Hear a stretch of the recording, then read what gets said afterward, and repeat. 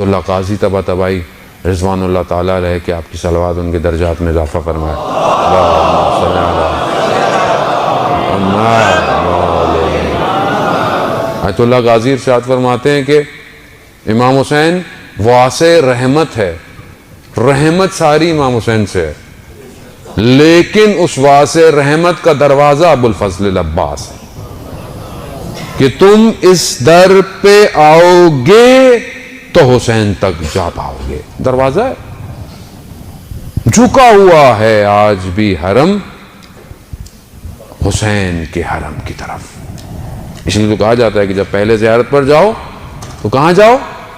پہلے قاضی عباس کی زیارت کرو، اجازت لو. ادب کا تقاضا ہے.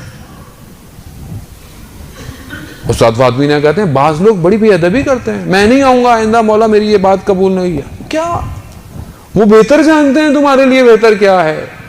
مولا میں تو یہ کیا، مولا میں نے وہ کیا. نہیں عزیزان محترم، جس عباس نے اپنے امام کے آگے آج تک آنکھیں نہ بلند کی ہوں، اس کے حرم پر آنکھیں جھکا کے جانا چاہیے، دلوں کو جھکا کے جانا چاہیے. عطا عباس ہی کے پاس ہے. عباس نے اپنے 2 بازو تو دیے کربلا میں، لیکن ساری قدرتوں کو سمیٹ لیا اپنے اندر. اب آپ جائیں مانگے. ایک خادم کہ جو کہتے ہیں کہ 12 نسلوں سے ہم حضرت عباس کے حرم کے خادم ہیں. عباس آل شیخ کشوان کہتے ہیں جوتے رکھنے والے، جو جوتے رکھتے تھے نا. 400 سال سے زیادہ ان کے خاندان نے حضرت عباس کی حرم کی خدمت کی. چابی ہمیشہ سرداب کی ان کے پاس رہتی تھی.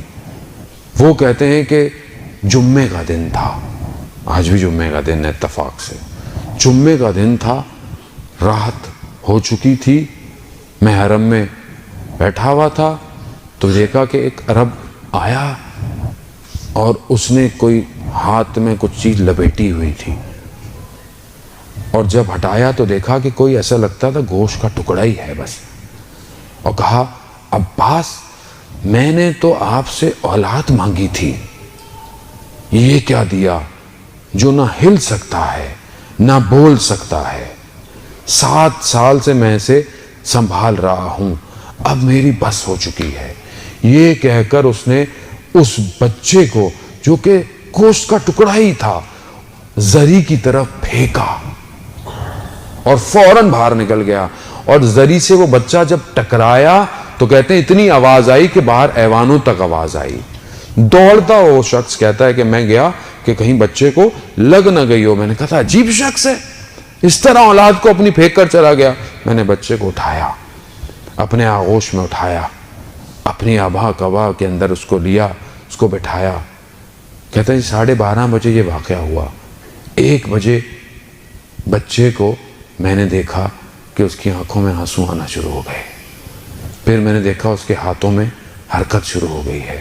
مجھے وہم سا ہوا، لیکن میں نے دیکھا تھوڑی دیر میں اس کے پاؤں میں بھی حرکت شروع ہو گئی ہے. میں نے باقی خداموں کو بلایا تو انہوں نے بھی دیکھا کہ ہاں صحیح ہوا. تھوڑی دیر میں بچہ اپنے پاؤں پہ کھڑا ہو گیا. صلی اللہ محمد.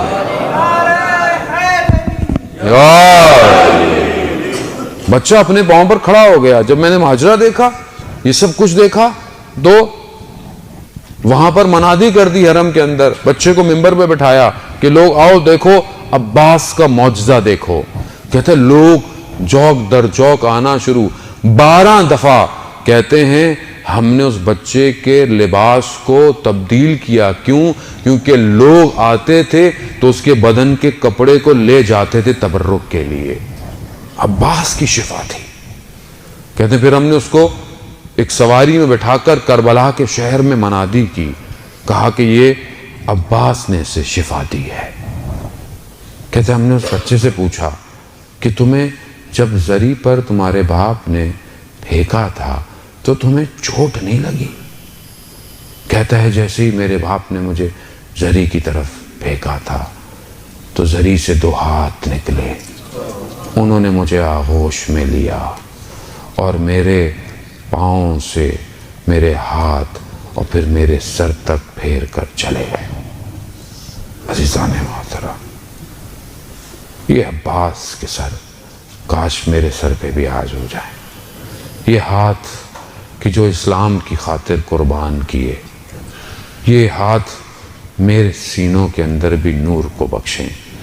یہی ہاتھ اٹھیں خدا کی بارگاہ میں، میرے لیے دعا کریں۔ عزیزان محترم، حضرت عباس نے اپنے بازوؤں کو اسلام کی خاطر دیا، امام کی خاطر۔ میں آج 24 گھنٹے میں اپنے اس ہاتھ سے اسلام کے لیے کیا کر رہا ہوں؟ کیا کر رہا ہوں؟ حضرت عباس کے بازوؤں پر میں اتنا گریہ کرتا ہوں، میں نے اپنے ان بازوؤں کو وقت کے امام کے لیے کتنا صرف کیا ہوا ہے، کتنا حلال لے رہا ہوں، کتنا دے رہا ہوں، کتنا کسی کے یتیم کے سر پہ ہاتھ پھیرتا ہوں کہ نہیں پھیرتا، اپنے بچے کے سر پہ ہاتھ پھیر رہا ہوں۔ اپنے بچے کے سر پہ ہی ہاتھ پھیر لوں۔ روایات میں 12 دفعہ اپنے بچے کا بوسہ لیا کرو تاکہ اس کے اندر فیصلے کی صلاحیتیں بلند ہوں، اس کو اطمینان اور سکون ملے۔